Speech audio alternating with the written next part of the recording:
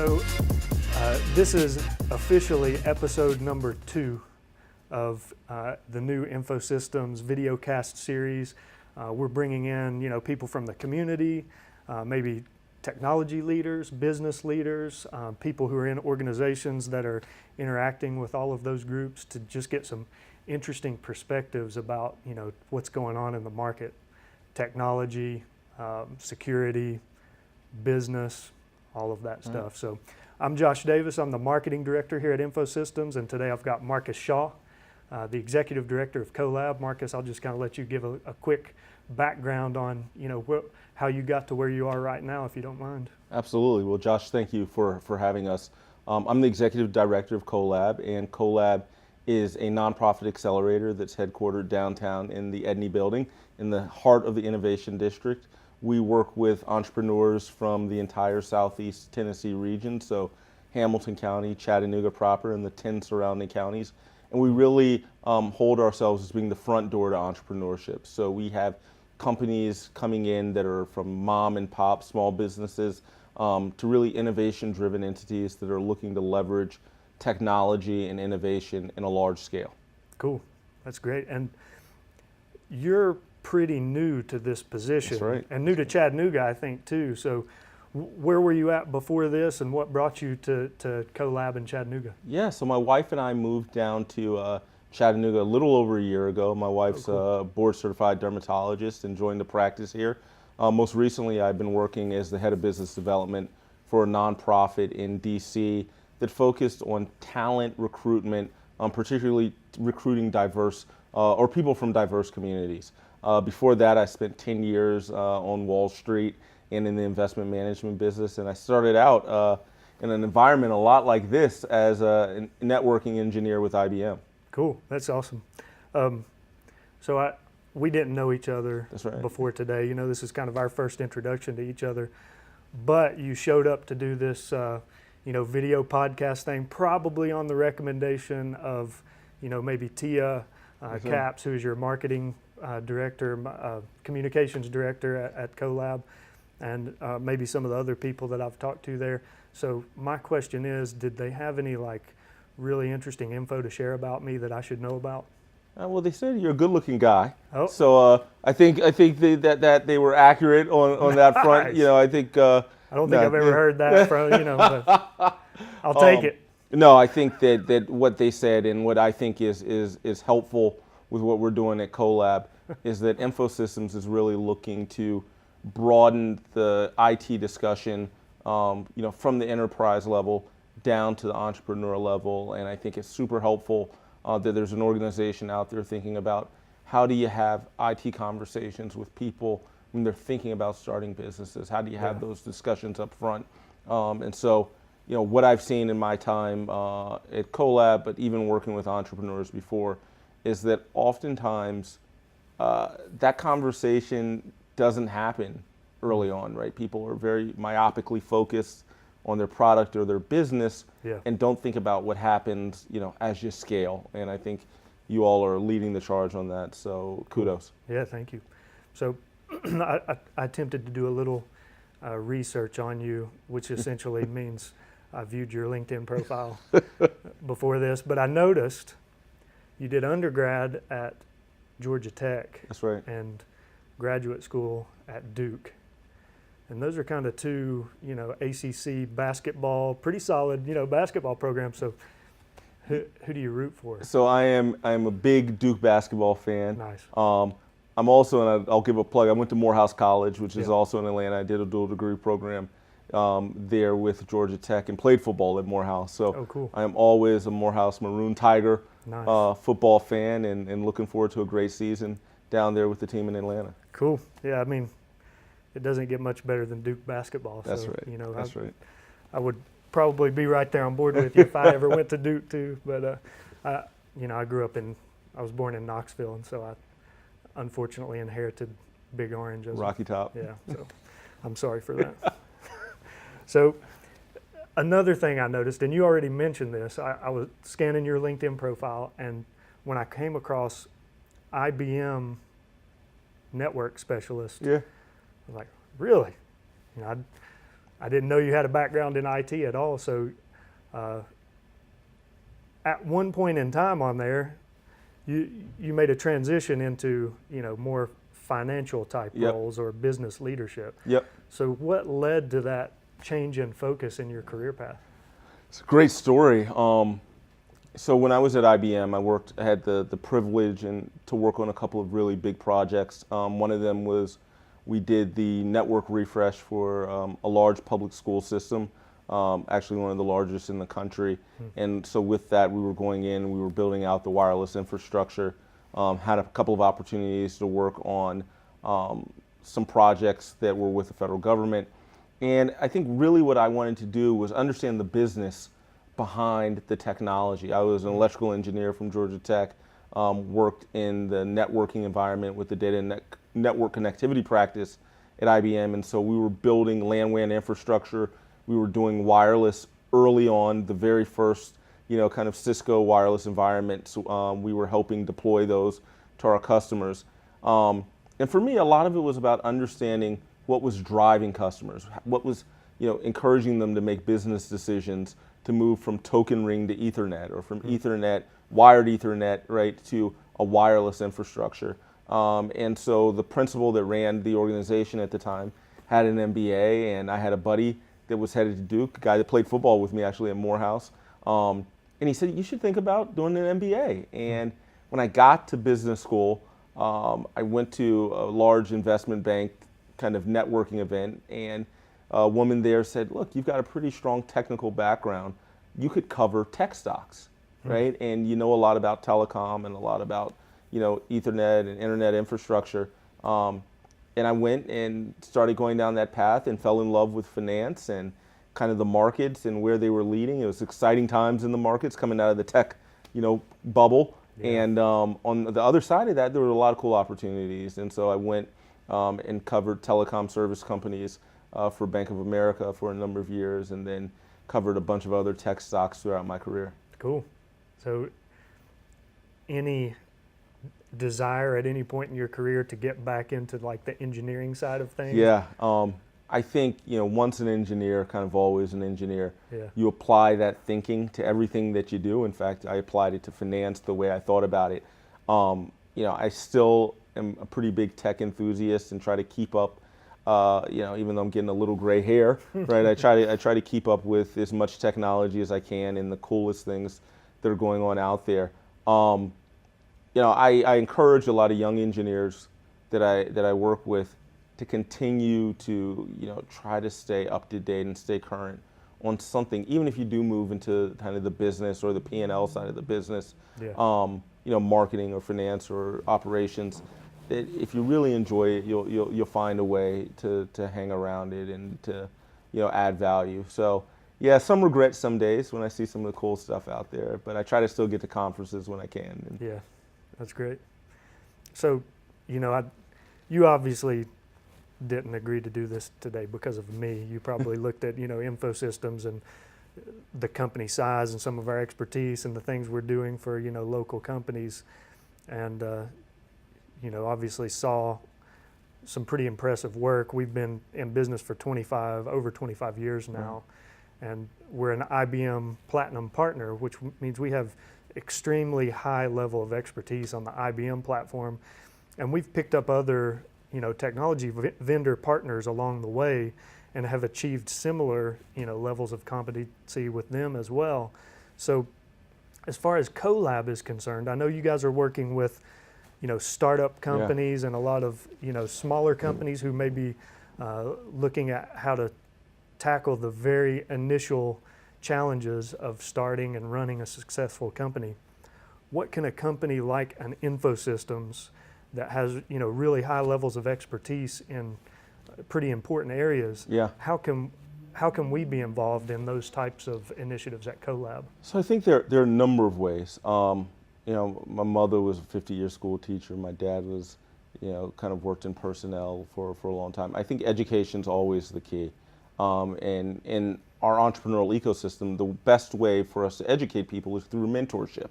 And so we have a strong mentor pool that works with our entrepreneurs to help them think about, the technical aspects of their idea or their venture, the kind of business aspects or the management aspects, and then also the business development aspects, right? How to go to market, thinking about sales.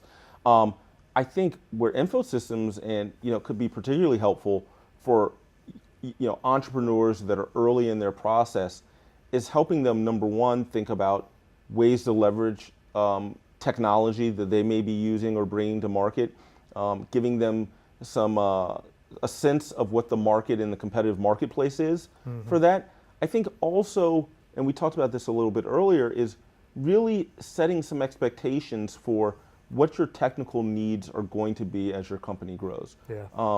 As you know, look at the rack behind us. IT is not an inexpensive proposition. Yep. And the more planning and preparation that companies that are going to need back office infrastructure type work are going to leverage technology. We think about cloud management, we think about database, we think about web hosting. I mean, even things like application development. That gets, as you scale, those costs move up, right? It is not a fixed cost, right? 1,000 downloads or 1,000 subscribers on an app is a lot less expensive than 1 million, yeah. right? And it's not just create the app and I can give it to as many people as I want for free. So I think, having people understand what that cost structure looks like. I think on the certification level, having entrepreneurs that really are looking to, spend their dollars as wisely as possible, understand that folks that have certifications are, could be better prepared and could be a lower risk proposition for their IT solutions, and just communicating what that infrastructure system looks like for people that may not be as well educated. Yeah, what's interesting, and I didn't really think about this beforehand with CoLab, is you've got, companies you're helping through accelerator programs and your different initiatives who are just traditional types of companies who are technology users. Yeah. But you've also got companies that you're helping out that are tech companies. That's right. That are coming out with apps, they're developing new technology. Is there any type of collaboration that happens between those groups through CoLab? So I think that's a great question. I think that is where we see some real magic. We've had, in fact, I was talking to a couple of our companies last night, and I sometimes I just see them walking around and I say, let me hear your pitch, right? Because I want to hear how they're developing as salespeople of their idea. Yeah. And so with this group, it was my first time kind of seeing them. And immediately, I have one gentleman who's running a company that's really strong around some data analytics services and competency. And he's a brilliant young man that is looking to provide services around data analytics and is utilizing infrastructure to do that. There was a woman next to him that has a great creative tool that she knows that she's going to collect a lot of data, right, around this, but that's not really the calling card of the business, right? There's a consumer aspect to it, and she's selling services to them. But the data that she's collecting is really unique, right? And so the question I ask is, have you two met? Like, are you talking to each other? And to my delight, they have coffee set up for this morning, or they had coffee this morning, right? So that was, where you see the magic happening and you look and you say, as an ecosystem, we're really creating value for entrepreneurs beyond just helping them for their ideas. We're creating a network for them to, enhance each other's ideas. Yeah, it's kind of neat, like not just CoLab, but you mentioned earlier that you guys are in the Edney building. Yes. Which is part of the Innovation District of Chattanooga. And I mean, I think the whole goal there is to have things like that happen, right? When you've got people who may have ideas and initiatives going on that they really need to be interfacing, but if they're in different parts of town, or if there's not a hub like that Edney building with organizations like CoLab who can foster those connections, then they may never be introduced to one another and be able to work together. And I mean, tell me a little about the Edney building. I actually just visited it for the first time maybe 2 or 3 weeks ago, and that's pretty embarrassing to say, as a... Well, it's under renovation, so... Yeah. But I mean, it's been out there in the news for, at least a year maybe. I can't remember the first time they started really promoting it, and I've kind of got a history with the CoLab. I should have been down there much earlier seeing everything that was going on, but just seeing, as you go up the floor and see, the different floors and, the different unique organizations that are there and some of the co-working space and stuff that, it's just so cool. And I'm sure that's happening in other places beyond, Chattanooga, but it seems like Chattanooga is really kind of out there at the front of this initiative. What do you think about? I think the Edney building, and I'll tell you a story. So when my wife and I moved here, our realtor's husband has been involved with CoLab as a mentor for quite some time. And, my wife was talking to the realtor, and I said, well, I'm going to be working from home, and I'll be on the road a lot with the job I was working at the time. I said, well, where's the coolest stuff happening? Like, where's the innovative stuff happening in Chattanooga? And she says, you got to talk to my husband. So we met for coffee, and he says, you got to go over to the Edney building. Yeah. He's like, I want to introduce you to, the folks that are running CoLab. He's like, just walk through the building. And they had a pitch competition a couple of weeks later as part of their Gig Tank Accelerator, which we run, CoLab runs. And it was phenomenal. You've got people from all across the Chattanooga community that are there taking part in this event, watching the companies that have gone through the accelerator over the past 100 days. And so the energy, right, that happens in that building, there's a little physics here, right? In physics, we talk about like enthalpy, right? And you heat something up and you start getting a lot of collisions, right? And then that creates a lot of energy. That's what's happening in the Edney building, right? Yeah. You're putting a lot of people from a lot of different backgrounds together. They're having these really super constructive collisions, and out of that is coming this kind of creative, innovative energy. And so you've got CoLab on the first floor. You have Tech Town, which is doing some amazing work with youth in the city on the second floor. Yeah. You've got Society of Work, which is an amazing co-worker space that actually came through CoLab as a business, which is on the 6th and the 7th floor. And you've got the Enterprise Center, which is really at the core of this whole innovation center. And we've got some great teammates over there. In fact, some of our leadership sits over at the Enterprise Center. Mm-hmm. It is an incredible ecosystem that propagates throughout the rest of the innovation district that's happening at the Edney building. That's cool. I know, so I'm going to attempt to interject a little humor here. A lot of this seems to be coming through the millennial generation, right? You look at the younger generation and I don't know that co-working space like Society of Work would have worked. Yeah. As I was coming up through, the beginnings of my career, I don't know that those places existed. I'd never heard of them, but the millennial generation has such an interesting perspective on business. They grew up with this technology. And I really see a passion amongst that group to work on, projects and really put out things that make an impact, on business and society. So, but here's my thing. Coming from an IT background and an IT company, I attempt to look at how millennials use technology for business, and it seems to me like it's just like pick the latest app, use it while it's useful until the next cool thing comes along, and it's like this endless stream of apps that you use for business and stuff like that. So another bit of research I did before today, pretty much every week right now you see an article come out, millennials are killing something. Right. So I actually found a website that had a list of all of the articles that have come out this year of what millennials are killing. It includes Applebee's and other casual dining chains, beer, napkins, cereal, golf, motorcycles, bars of soap, banks, department stores, fabric softener, diamonds, designer handbags, home improvement stores. There's more. Yeah. But it's crazy, to think about any one of those things like napkins and how random that is.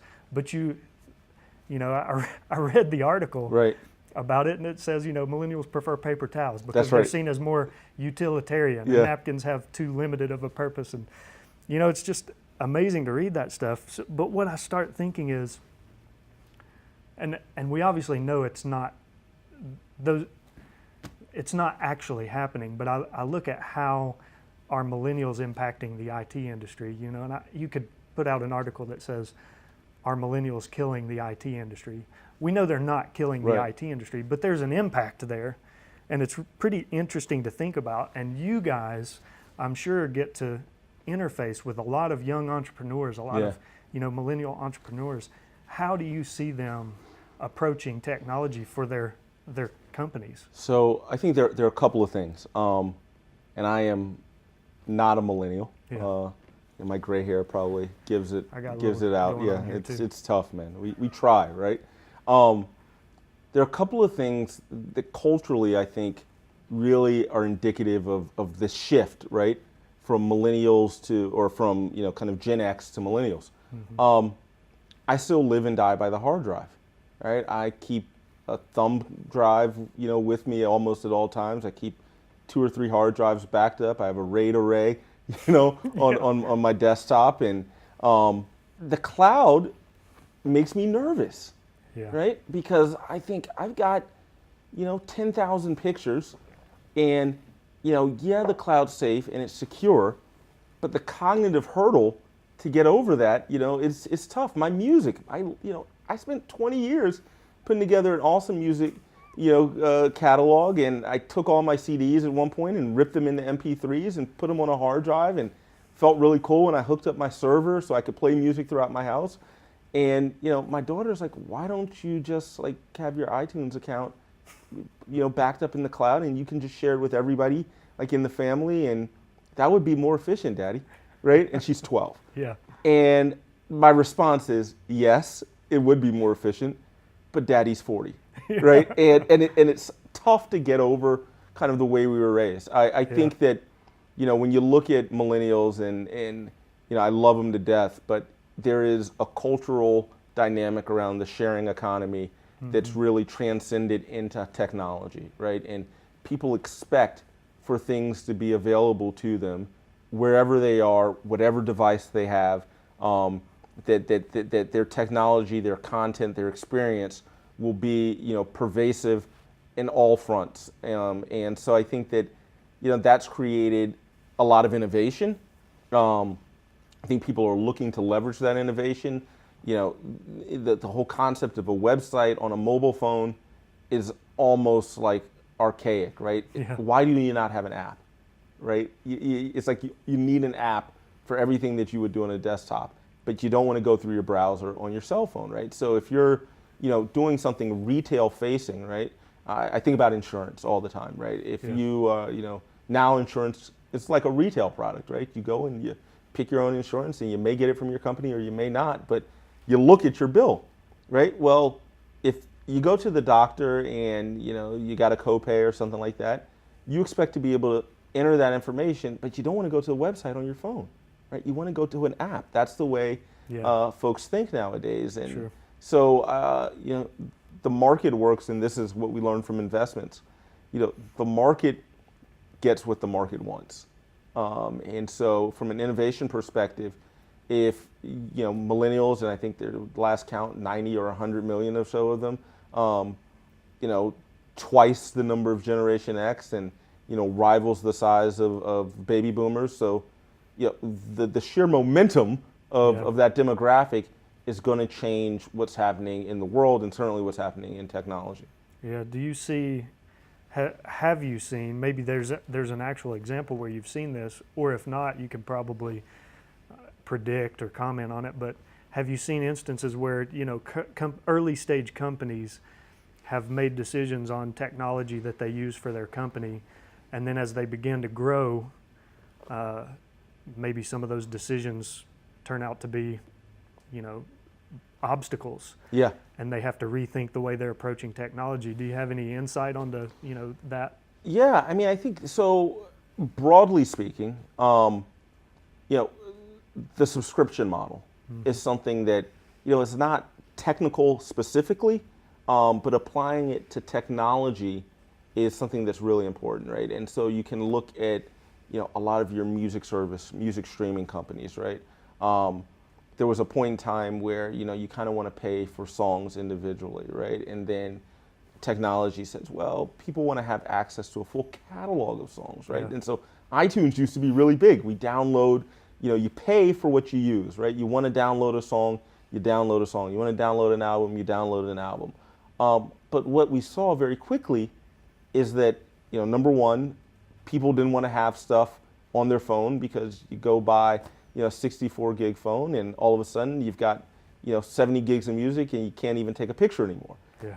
So then you look at like a Pandora comes along, right? And you got a company that operates where I can stream music, but I can't hear the music. I'm a radio guy, so I love Pandora. Sure. I don't need to pick every song that I'm playing. I just Yeah. kind of like the DJ to pick the songs for me, or in this case, the algorithm to pick the songs for me. But again, 90 million millennials, they want to hear what they want to hear when they want to hear it. Yeah. We walked around with CD mans and Walkmans and tape cassettes, and we picked our song and we fast forwarded through the tape.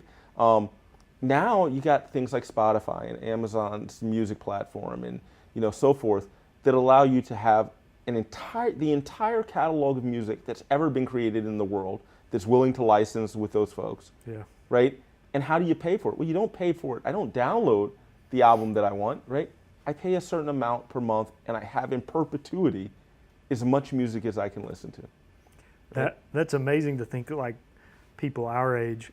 I remember being young with, a boombox, Right. and you put a blank tape in there, and you've got the radio turned on, and you're waiting for that song that you want to have on tape. That's it. To come on the radio, and you're waiting there ready to hit record, and you may sit there for half an hour, and the song comes on. You hit record as That's fast right. as you can, and now I've got that song on tape, That's and I right. can listen to it whenever I want. It's totally different now. I mean, now, the Spotifys of the world. I mean, I can't imagine what it's like to grow up in that mindset where, everything I need is on demand, as long as I just pay this, subscription model or something like that. Another example, think about Netflix. Right? When we grew up, you go to Blockbuster, you rent a movie from a brick and mortar store, Yeah. and hopefully there's enough copies there. If it's some really cool movie, it's probably not going to be there unless you're waiting on it for 2 weeks and somebody's throwing it in the bin to return it, right? Then Netflix comes along and now I don't even have to go to the store. I can get the disc delivered, the DVD delivered to my house. Netflix is an interesting example where they disrupt themselves Yeah. because now they kind of follow this technology model where they say, we'll stream it to you, right? And the economics forces them to change their pricing. Yep. Then they move to a subscription model for online, and now you've got a different model where they're creating their own content. Yeah, that's that next shift where rather than just distributing for somebody else, let's just create our own content, and That's right. nobody else can have it. You have to pay us to get it. But so as you see these millennials and businesses that have that on-demand mindset, I mean, do you have any? Have you seen any instances or anything where companies have gone through a transition of, being able to use on-demand services? Because when you think of IT, you're thinking of like data storage. Yep. They've got data in the cloud. They may have apps running. They may have communication apps like Slack or Skype or, whatever, where they're communicating and collaborating.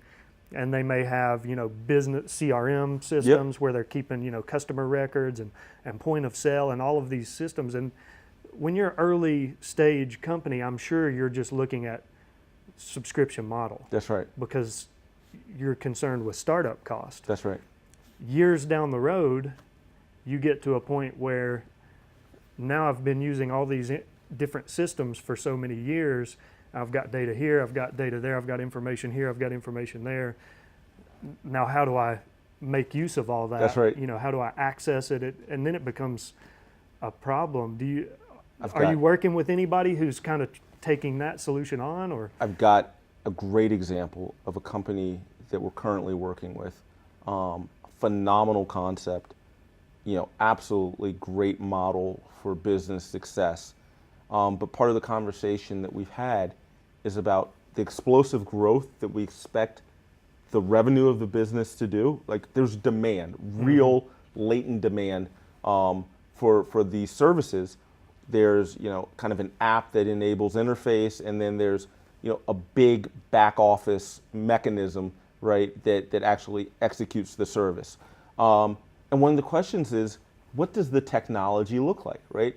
Because if I'm an investor, I'm thinking about how do you mobilize all of this back office activity that you're doing, and to the point that you asked earlier is, where can companies help entrepreneurs? A conversation, and it could be a high-level conversation, but just a conversation with an IT professional, somebody that's been in the business, that understands what scale looks like, right? Is it, a $500,000 rack, or is it, a $3 million data center, right? Or is it a $30 million data center? And once you get to you move from 1,000 customers to 10,000 customers to 100,000 customers, what does the cost of that infrastructure look like?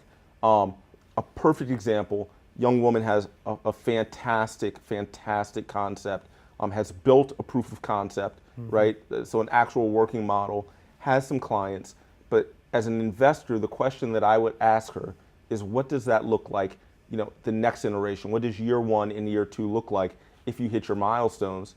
And give me some confidence that you've talked to the right type of IT people that can provide you an understanding of what that cost is going to look like. Yeah, you'd probably, I would imagine from an investor perspective, you would probably want that person to have thought through, what if things go according to your wildest dreams? Yes.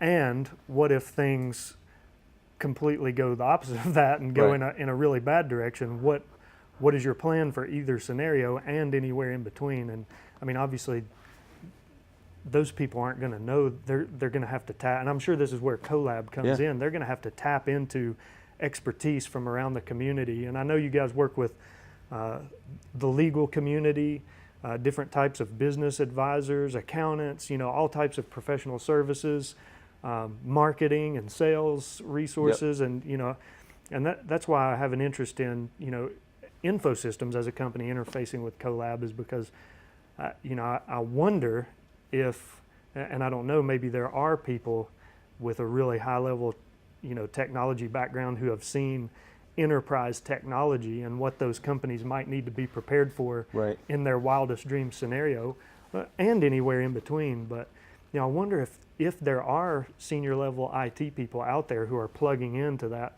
next generation of entrepreneurs and business leaders, helping them prepare for those scenarios, like the lawyers and the accountants and the financial advisors and stuff are. Yeah, I think there are a couple of camps here, and I think this is where the expertise that InfoSystems has and the kind of strategic opportunities you're talking about are certainly welcome, right? Yeah.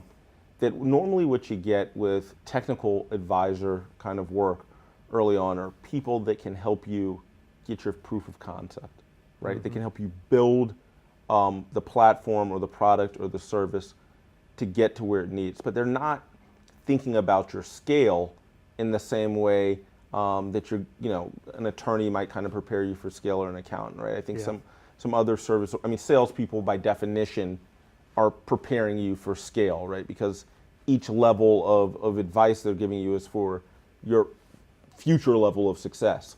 I think a lot of times people don't think about that. They think, let me make the money and then get the infrastructure to support the next bucket of money that I need to get. Yeah. I think one thing that you touched on is hyper growth can be the biggest nightmare for a company that hasn't thought about what that next phase of IT infrastructure looks like.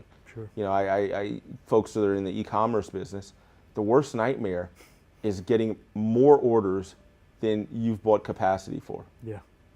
So. Because then you're going to end up with unhappy customers. You can't deliver, and that's the kiss of death for a early company. Well, this has been a super interesting conversation, and I mean this, in my opinion, I could keep going for another hour just talking about these things because it's so interesting. But our video cast is focused toward the business leaders in the community, small and mid-sized companies, really all around the region.